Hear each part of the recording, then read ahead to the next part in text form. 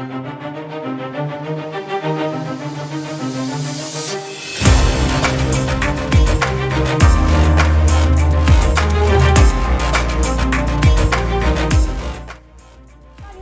देख रहे हैं आप। मैं हूं रश्मि श्रीवास्तव आपके साथ।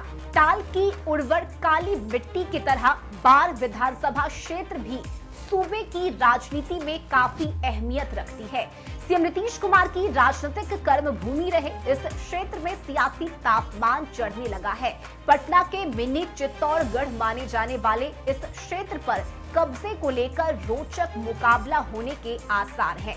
बाढ़ विधानसभा क्षेत्र राजपूत बाहुल्य क्षेत्र है। चुनावी आंकड़ों को देखें तो लगभग 50 सालों से लगातार बाढ़ विधानसभा में राजपूत समुदाय का ही प्रतिनिधित्व रहा है। अभी यह सीट भाजपा के कब्जे में है। ज्ञानेंद्र सिंह ज्ञानू 4 बार से यहाँ के विधायक है।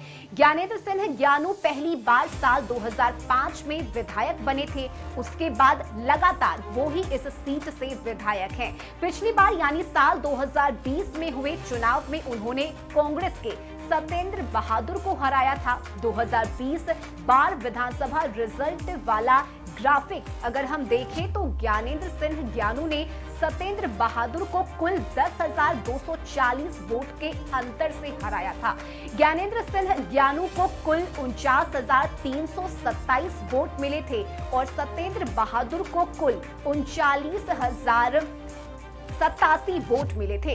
बाढ़ विधानसभा सीट पर जातीय समीकरण पर अगर हम गौर करें तो यहाँ वोटर के रूप में सबसे ज्यादा आबादी राजपूत समाज की है। मोटे तौर पर जातीय समीकरण अगर देखा जाए तो राजपूत 90,000 के करीब है, यादव 50,000, भूमिहार 25,000, मुसलमान 10,000, पिछड़ा अति पिछड़ा 1,10,000 के करीब है। 2025 में माना जा रहा है कि इस बार बाढ़ विधानसभा सीट आरजेडी के खाते में आएगी। ऐसे में सवाल ये है कि आखिर कांग्रेस इस सीट को क्यों छोड़ सकती है, और इसकी सबसे बड़ी वजह यह है कि यह सीट एनडीए फोल्ड के लिए ए ग्रेड सीट है, जबकि महागठबंधन के लिए सी ग्रेड सीट है।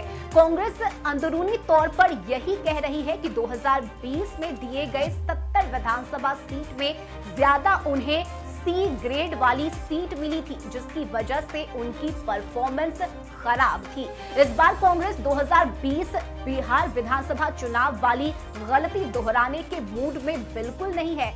ऐसे में बड़ा सवाल ये है कि महागठबंधन की तरफ से कौन बाढ़ विधानसभा सीट पर उम्मीदवार होगा। वैसे तो सभी दल से कोई उम्मीदवार अपना दावा ठोक रहे हैं, जहां एनडीए की तरफ से बीजेपी के वर्तमान विधायक ज्ञानेंद्र सिंह ज्ञानू ताल ठोक रहे हैं, जो कि 4 बार से लगातार विधायक रहे हैं, तो वहीं महागठबंधन से कई प्रत्याशी अपने किस्मत की आजमाइश करेंगे, यानी भाग्य आजमाने को तैयार है। और यह सवाल उठ रहा है कि आखिर ज्ञानेंद्र सिंह ज्ञानू को पटखनी महागठबंधन के कौन से नेता दे सकते हैं। अगर हम 2015 के चुनावी आंकड़ों को देखें तो महागठबंधन से मनोज कुमार प्रत्याशी थे, जिस समय ओबीसी के 2 प्रमुख नेता एक साथ थे। तब नीतीश कुमार और लालू यादव एक साथ महागठबंधन में थे और इसके बावजूद महागठबंधन को यहां से हार का सामना करना पड़ा था। अब हम 2020 के चुनावी नतीजे को अगर देखें तो उस समय महागठबंधन से कांग्रेस के उम्मीदवार ने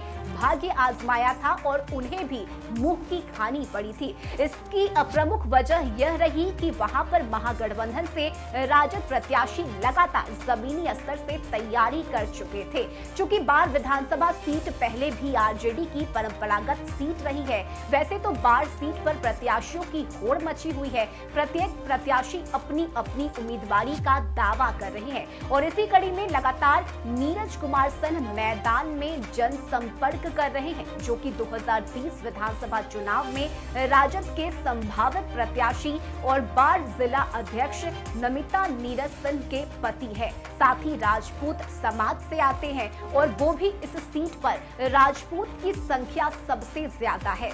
नमिता नीरज सिंह के पति नीरज कुमार सिंह पूर्व सैन्य अधिकारी हैं और राष्ट्रपति द्वारा वीरता के लिए पुलिस पदक से उन्हें सम्मानित भी किया जा चुका है। वे नौकरी अवधि से वीआरएस लेकर लगातार जनता के बीच जन सेवा का काम कर रही है और साथ ही इनकी सभी जातियों में अच्छी पैठ भी है। नीरज कुमार सिंह आरजेडी के चुनावी एजेंडों को घर घर तक पहुंचा रहे हैं।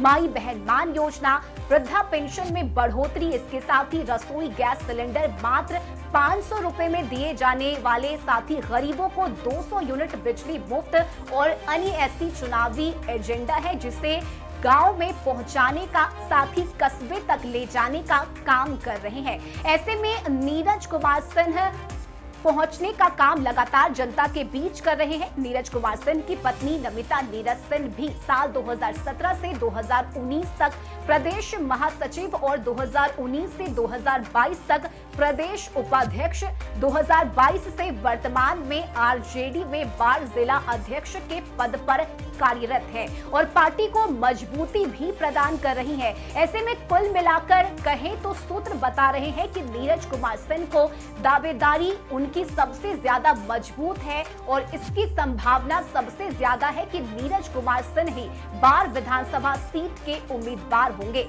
ऐसे में मुकाबला काफी दिलचस्प होगा। एक तरफ ज्ञानेंद्र सिंह ज्ञानू तो वहीं दूसरी तरफ नीरज कुमार सिंह होंगे और अभी के हिसाब से आरजेडी से नीरज कुमार सिंह की संभावित उम्मीदवारी की संभावना जताई जा रही है। हालांकि कहते हैं ना कि राजनीति में कभी भी कुछ भी हो सकता है, आगे प्लान चेंज हो जाएगा तो ये बात अलग है, लेकिन फिलहाल अभी जो राजनीतिक समीकरण बनते हुए नजर आ रहे हैं उसके हिसाब से नीरज कुमार सिंह को ही महागठबंधन की तरफ से बाढ़ से उम्मीदवार के तौर पर उतारने की तैयारी चल रही है। इस खबर में अभी के लिए बस इतना ही। न्यूज़ फॉर नेशन पर खबरों का सिलसिला जारी रहेगा। नमस्कार।